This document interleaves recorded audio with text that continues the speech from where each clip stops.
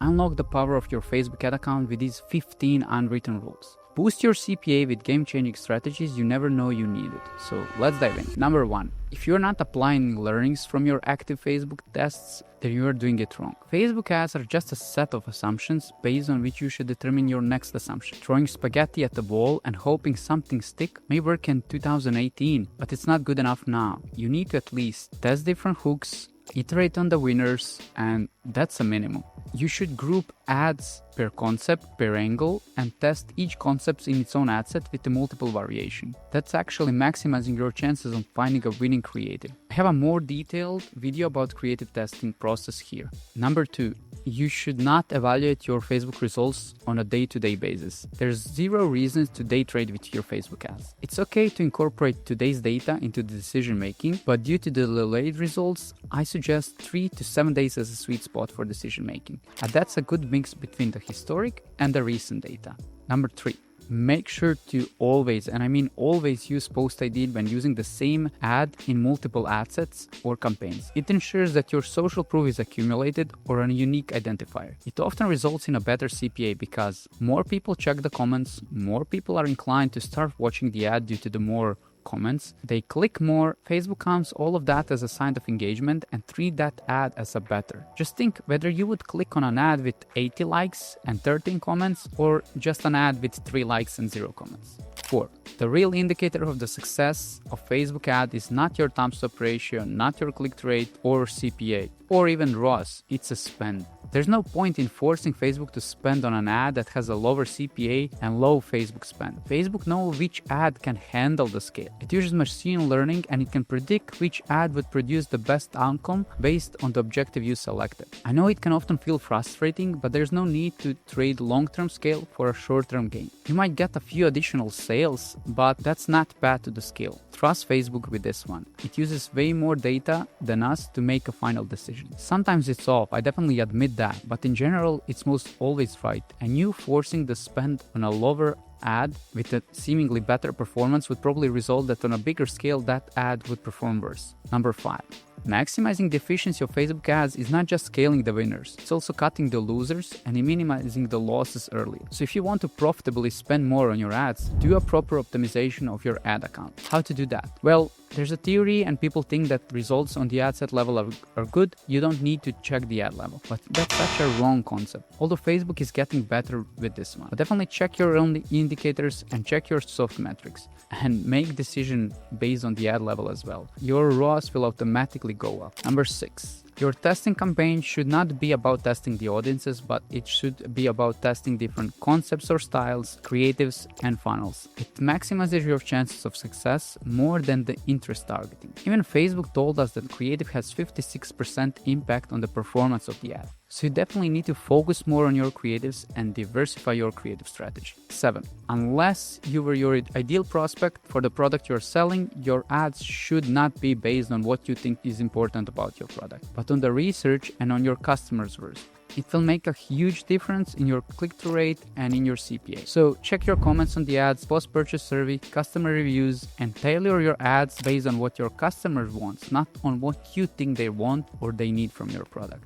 Number 8. Just because you're labeling your campaign as top of the funnel or prospecting, it doesn't mean you're actually reaching a cold audience. It all depends on your messaging. Stating the benefit of the product would not mean nothing to someone who doesn't know he even has a problem. So you definitely should align your messaging to the level of awareness your audience is key to successful ad. Number 9.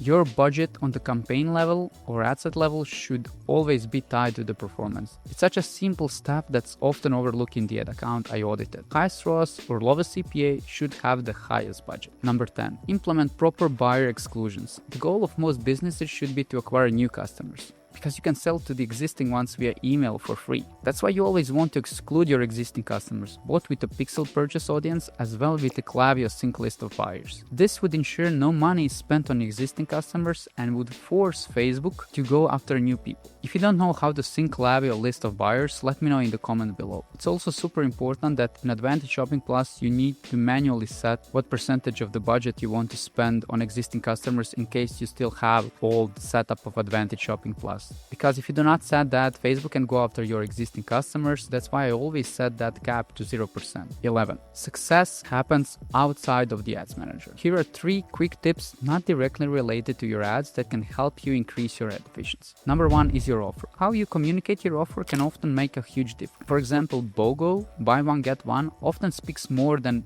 50% off, although in theory it's the same offer. Bonus tip is to frame your offer based on the feedback from your existing customers after you find out why they're bought. Number 2, iteration of a winning creative. Optimizing your winning creative is understanding where potential improvement lies, and creating new variation of that ad can halve your CPA in half. Number 3 is ad to landing page congruency, which is not often talked enough, but when a user clicks on an ad, he expects the same or similar experience on your website.